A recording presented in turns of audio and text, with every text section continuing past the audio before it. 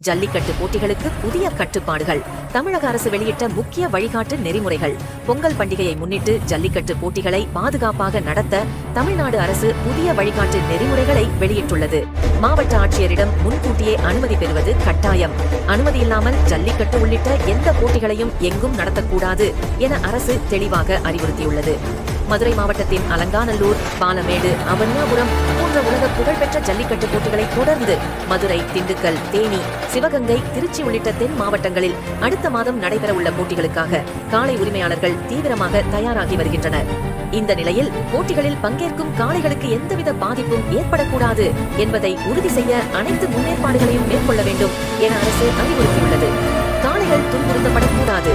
விலங்கு வதை தடுப்புச் சட்ட விதிகளுக்கு இணங்க ஜல்லிக்கட்டு போட்டிகள் நடத்தப்பட வேண்டும் என கால்நடை பராமரிப்புத்துறை செயலாளர் சுப்பையன் அனைத்து மாவட்ட ஆட்சியர்களுக்கும் சுற்றறிக்கை அனுப்பியுள்ளார். முக்கிய அறிவுறுத்தல்கள். முன்கூட்டியே அனுமதி இல்லாமல் போட்டி நடத்தக்கூடாது. அறிவிப்பு வெளியிடாமல் எந்த போட்டிக்கும் ஒப்புதல் இல்லை. விண்ணப்பங்கள் அனைத்தும் இணைய வழியில் மட்டுமே.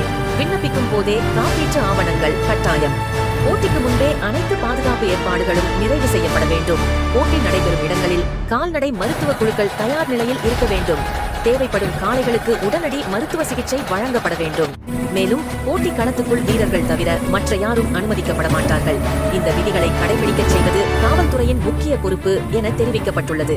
இந்த வழிகாட்டு நெறிமுறைகள் மஞ்சு விரட்டு, வடமாடு, எருதுவிடும் போட்டிகளுக்கும் அதேபோல் பொருந்தும் என அரசு அறிவித்துள்ளது.